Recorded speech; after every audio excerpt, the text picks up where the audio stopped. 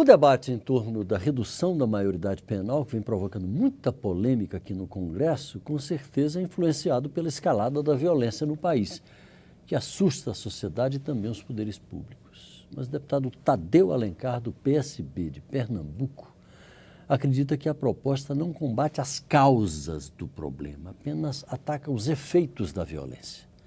Ele afirma que um país como o Brasil, cuja violência tem causas sociais evidentes de exclusão, de miséria, que alimentam esse aumento da criminalidade, não pode resolver a questão com medidas pontuais, como a redução da maioridade. Vamos saber mais sobre a posição do deputado nesta edição do Palavra Aberta. Deputado, antes de mais nada, queria lhe desejar as boas-vindas ao sistema de comunicação da Câmara. O senhor está no seu primeiro mandato, né? Muito obrigado. Seja bem-vindo à TV Câmara, ao Rádio Câmara. Poder conversar com a TV Câmara e saber que hoje é uma grande audiência que a TV Câmara tem no Brasil. Pois é, vamos falar da questão da redução. Por que o senhor afirma que essa redução da maioridade ataca apenas os efeitos e não as causas? Primeiro eu queria fazer um registro, Paulo, de que a indignação com a violência no Brasil não é monopólio daqueles que defendem a redução da maioridade penal. Eu, como cidadão, eu, como parlamentar que tem uma função pública relevante, que me foi confiada pelo povo do meu Estado, para discutir as grandes questões nacionais, eu me indigno com a violência que no Brasil é calamitosa. Então, é um registro importante porque parece que aqueles que defendem a maioridade estão preocupados com a questão da violência e os que não defendem essa redução, por acreditarem em outros pressupostos, estão um pouco alheios ou talvez até insensíveis às tragédias que acometeram tantos lares no país.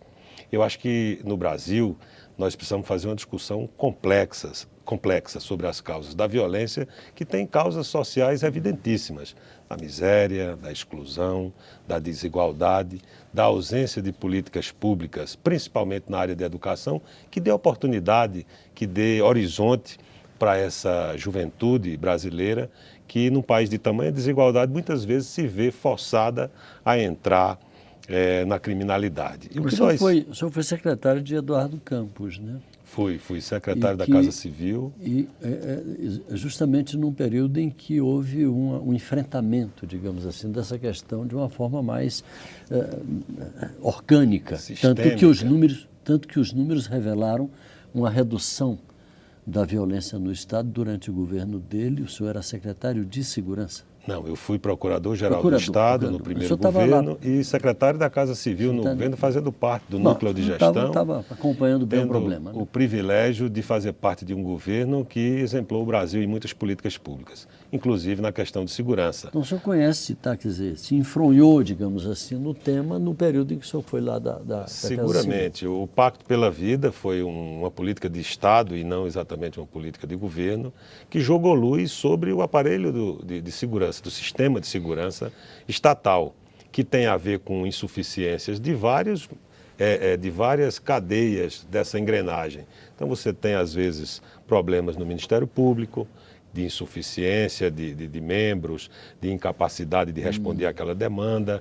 Às vezes você tem problemas de falta de integração entre as polícias, entre a polícia judiciária e a polícia militar, cada um agindo ao seu bel prazer, o que às vezes se reflete na baixa instrução processual das denúncias nos crimes que são levados à apreciação do Poder Judiciário. Às vezes há problema no Judiciário, na ausência de defensores públicos, ou seja, insuficiência de toda a ordem que resvala num sistema carcerário que é a quarta maior população carcerária do mundo e que nós sabemos que no Brasil inteiro há inclusive uma CPI investigando e avaliando essa questão que Uma nova CPI, porque em 2006 teve uma, né? Perfeitamente, que faz um retrato bastante preocupante da questão penitenciária dentro da questão da segurança pública e da violência. Em Pernambuco, nós fomos um estado, em 2007, quando chegamos no governo, Recife, a capital, era considerada a cidade mais violenta do Brasil.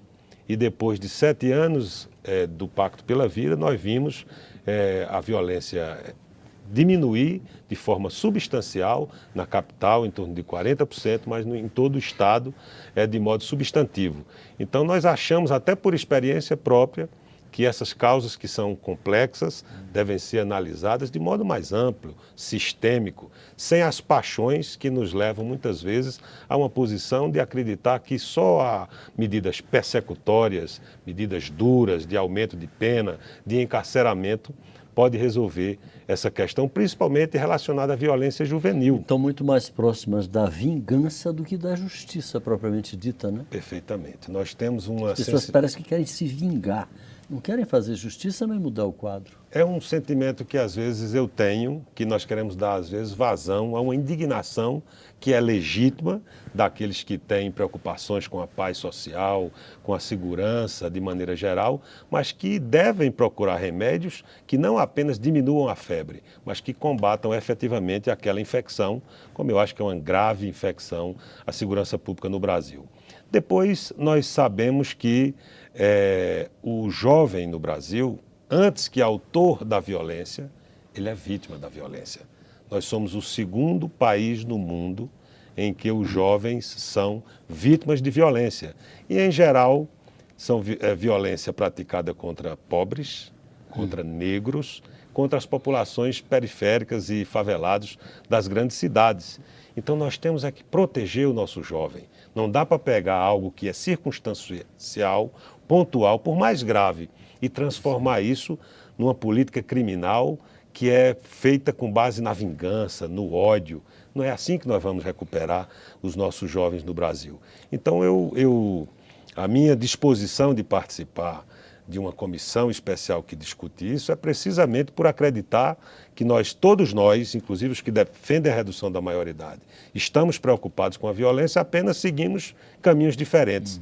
Eu prefiro ficar com aqueles como a Unicef, como o Colégio de Coordenadores das Varas de Infância e Juventude, que são magistrados que dedicaram a sua vida a essa experiência, a acompanhar essa conduta, esse comportamento. Houve uma moção de repúdio, a unanimidade desse Colégio de Coordenadores das Varas de Infância e Juventude contra essa redução da maioridade, que é a posição da CNBB, da OAB, das entidades de direitos humanos. Agora, deputado Tadeu, essa sua posição, o senhor há de reconhecer que, neste momento, em relação à sociedade brasileira, ela é minoritária. A gente teve acesso, por exemplo, a uma pesquisa recente que revelou que 83% da população estavam a favor da redução da maioridade penal.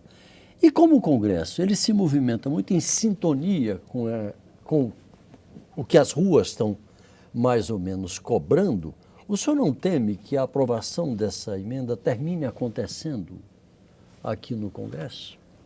É possível que haja a aprovação dessa emenda, não sem uma luta que nós vamos travar. Eu não tenho preocupações em ficar do lado da maioria, eu quero alimentar as minhas convicções com valores humanistas, com atenção aos problemas sociais que há no Brasil, contra a omissão das políticas públicas que faz com que esse universo enorme de crianças, jovens e adolescentes seja relegado a uma posição de esquecimento do Estado que termina facilitando o seu envolvimento com a criminalidade. Eu vejo, por exemplo, quando se diz que o crime usa o jovem como biombo de 16 a 18 anos para evitar que ele seja incriminado. Ora, se nós diminuirmos a redução, fizermos a redução da maioridade penal para 16 anos, de 15 anos, de 14 o crime vai 13 passar a anos. utilizar pessoas cada vez mais jovens, de 14, de 13, de 12, de 15 anos. E não é por algo praticado por alguém com menor de 18 anos,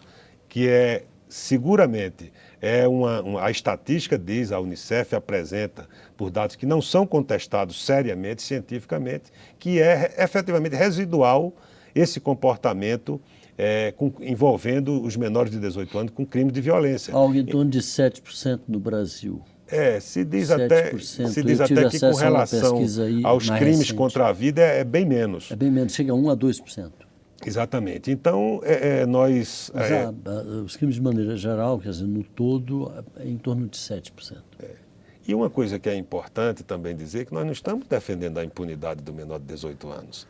O Estatuto da Criança e do Adolescente, que precisa de uma revisão, precisa ser atualizado depois de mais de 2 décadas em que ele foi instituído, ele já prevê penas, não penas, mas medidas socioeducativas, inclusive de internação, e a gente sabe que hoje essas penas já estão sendo cumpridas em unidades que nada deixam a dever a verdadeiros presídios, onde há uma violência que propicia a chamada escola do crime. De modo que eu não posso pensar numa medida pontualmente influenciada pelo desejo de vingança, pelo ódio, se não há elementos concretos que fizeram a convicção de que de fato ele inibe a violência. Nós tivemos 2 países, para falar de países importantes, democracias consolidadas do velho mundo, a Alemanha e a Espanha, que reduziram a maioridade penal para menos de 18 anos, que voltaram a elevá-la por entender que ela não funcionou para inibir esse comportamento violento por parte de crianças e adolescentes. Deputado Tadeu Alencar, do PSB de Pernambuco, mais uma vez, seja bem-vindo ao Sistema de Comunicação da Câmara. Muito obrigado pela entrevista. Muito obrigado, foi uma oportunidade muito boa de estar aqui com vocês. Um lembrete, o Palavra Aberta está ouvindo o maior número possível de deputados sobre essa polêmica em torno da redução da maioridade penal. Se você quiser ter acesso às demais entrevistas que nós fizemos sobre esse tema, é só acessar o programa Palavra Aberta no site da Câmara dos Deputados. Obrigado pela audiência, um abraço e até a próxima.